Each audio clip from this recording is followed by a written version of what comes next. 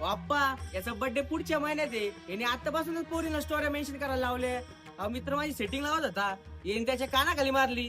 पा ते तर काही नाही, हा तर प्रत्येक डिपार्टमेंट मध्ये घुसतोय.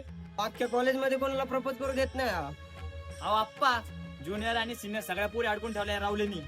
आप्पा त्या सुबोधची टीप अंजलीच्या घरी येण्यास दिली होती, त्याच्यामुळे 10-15 ब्रेकअप झाले आपल्या कॉलेजला. मी काय म्हणतो ए गपडी तू, एका कॉलेज मधले ना आपण हिरो मिळून राहिलं पाहिजे. पण तुम्ही काय राहुल समजून सांगा ना. अहो ज्युनियर तर सोडा, त्याला तर सिनियर पण पोरी पाहिजे.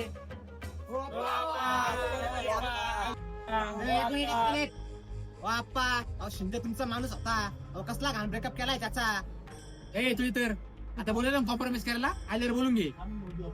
आला आला आला सगळ्या मुलींचा लाडका रावल्या आला. ए उठ रे, बसू त्याला.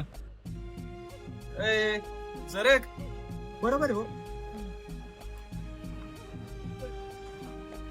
ए पिटे, काय बोलत होतं बोलून घे. रावल्या सोबत माझा माणूस आहे बर का. काय काय दत्तक बित्तक घेतला काय? रावल्या 100ला दत्तकच घेतलाय. काय सिन्सिनाटीच्या मुलींकडे बघच नाही बर का. काय आमच्या परवानगी आम्ही कॅन्टीनला कपत बसून येत नाही. सोबतला सीएस नाईटच्या पुढे जाऊन बसून दे. ए कॅन्टीनचा सातबारा तुमच्या नावावर आहे काय? अयो मग काय सांगा तेवढं, म्हणजे खाली करून घ्यायला आम्हाला. ए रावले, जीएस आता झालोय. आतापर्यंत पोरींकडून जेवढे असाइनमेंट लिहून घेतलाय ना, ते दुप्पट असाइनमेंट लिहून घेतलाय मी. हो आप्पा, कसं आहे ना, जेवढं तुम्ही असाइनमेंट लिहिलंय ना तेवढं मी असाइनमेंट सोबत प्रोजेक्ट पण घेतलंय, ते पण फायनल. काय आपला ना पॅटर्नच वेगळा आहे. चला आप्पांची कृपा. चल रे.